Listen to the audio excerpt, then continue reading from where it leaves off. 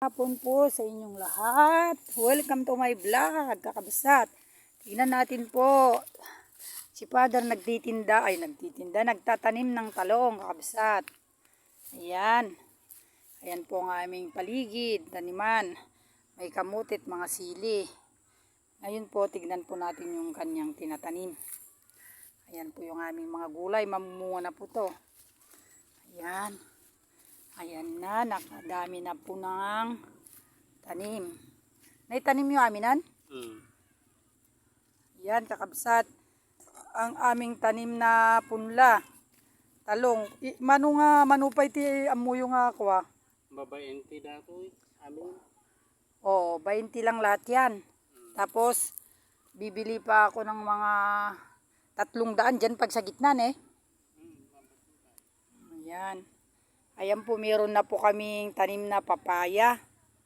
At ilan puno na rin itong aming talong, mga kapatid.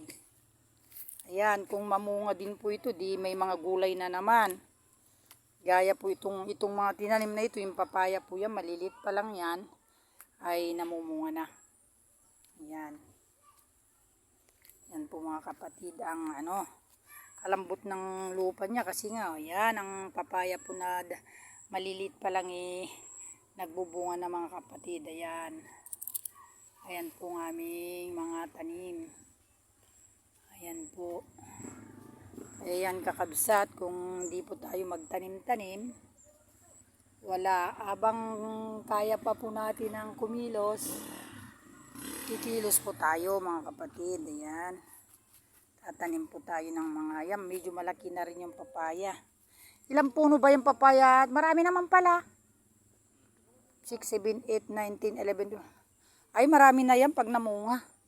Baka puro lalaki naman yan. Ayan po. Ayan mga kapatid. Ang mga talong. Ayan. Hindi po ba ang paligid ay napakaganda. Napakagandang pagmasdan mga kapatid pag nagtatanim tayo ng mga halaman, ganyan.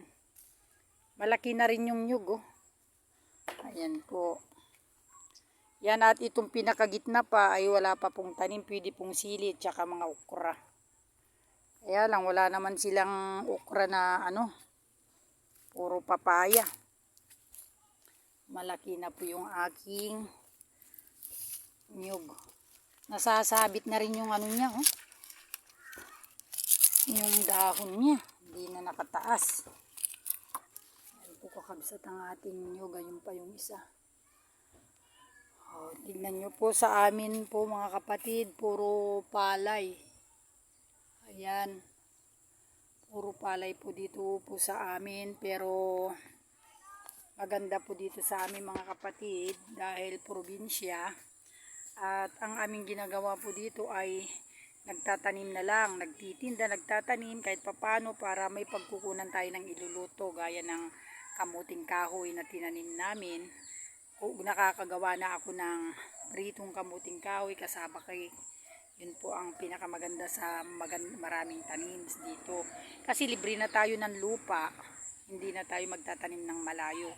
Dito pa lang po sa paligid, nakakapag na tayo, tanim, kakabsat. Kaya yan po. Ayan yung mga papaya po na na yan, malilit pa lang po ito ay namumunga na. So yung kasama namin nagtanim po siya ng talong. Yan kakabsat ang ating paligid. Napakaganda naman po ng ating taniman at maliwalas. Kaya hindi ka po magsisisi pag nag-ani ka na. Yan po, malimlim naman po sa mga paligid dahil puro aratilis. O, kung kita nyo po ang patubig namin dito, may maganda po tayong kubo-kubo mga kapatid. Ati kubo-kubo may kakabsat ka ito iti paglinungam no agtudo ta malapit naman ang bahay asi daglaeng iti pagtarayan. Bakit hindi nyo na kinuha ito, Father? Babalik pa kayo? Ayan po. Ayun yung talong. Ayun. Ayan, diretso yan, puro talong kakabsat. Ayan. Nagbabasi magamin aji punla na kung wala na bang mas malalaki, sabi ko dun sa nagtitinda. Ayan pa lang po, unahan mo.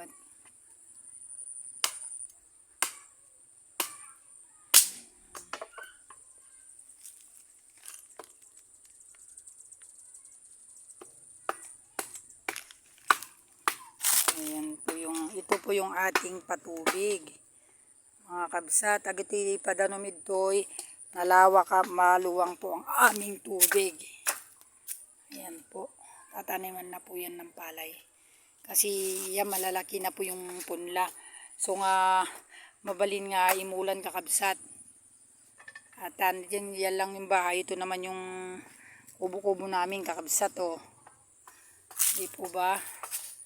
Kalapit lang po ng kubo-kubo. Ayan. Ayan po ang aming paligid. Kakabsat kung gusto magulam ng dahon ng malunggay.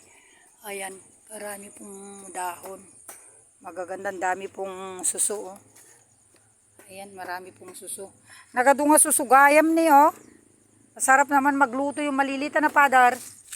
Aji alsumanay, adabur nibud na. Huwag sakit mo, gamin o katitsang ko naman. Yan, yung kabisat oh. Oh. Yan po. Tignan nyo, aji padanom may kakabsat ang patubig namin, continuous. Tuloy-tuloy yan. Non-stop. Ayan, mga papaya po namin, marami pong mga bunga. Kabisat yan, no? Dapat yung talaga pagtatanim po natin dito. Yan po ang ating kubo-kubo dito. Pag gusto mo pong kumain dito, may kubo-kubo. Kabisat. Ito naman po ang ating gilid ng kapalayan, kakabisat. Oh, di po ba? Maganda. Balik na tayo sa bahay. Kasi may tao dun sinigna. Luwang po itong namin. Pag may bisita po, pwede na po silang matulog dito. Ito no, da bisita. Di ka, da kama ka, mabalin, da matulog na na padar. Basta dati ko ah. Tinaga na dyan. Solar.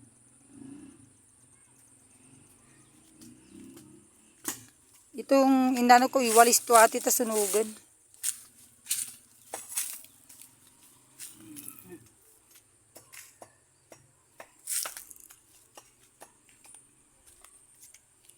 Dami pong palay oh. Pwede na pong yan, kakabsat, itanim.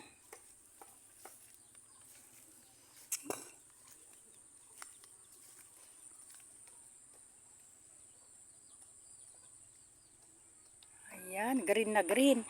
Pag nakikita mo kakabsat ang mga ganyan na kulay green, kaganda pong tignan. Ayan, kakabsat. Daming kahoy. Ito po yung aming pinanggagatong kasi wala na po kaming kahoy. Ayan. Puputulin na lang po yan. Ayan.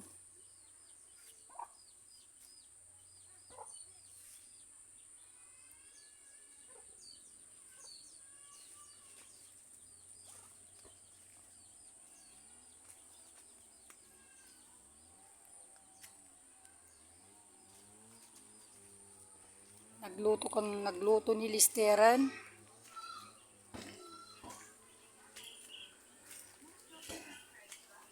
Ayan. Ayan, ayan. Kakabsat. He! Luto tayo ng kalan. Shhh!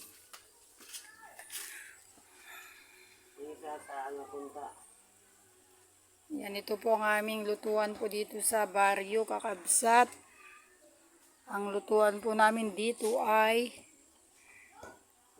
pogon. Libre ti kayo kakabsat dito. Ikastoy dito ti Lucano. Hindi nang ganito lang po ang buhay ti Ilocano kakabsat. Simple lang. Basta may bigas at may bagoong daw, mabubuhay ka na. Okay. Magandang hapon po sa inyong lahat. Salamat po sa inyong panunood. Like yun naman po ako, Insyal mga kabsat. God bless you all. Bye-bye.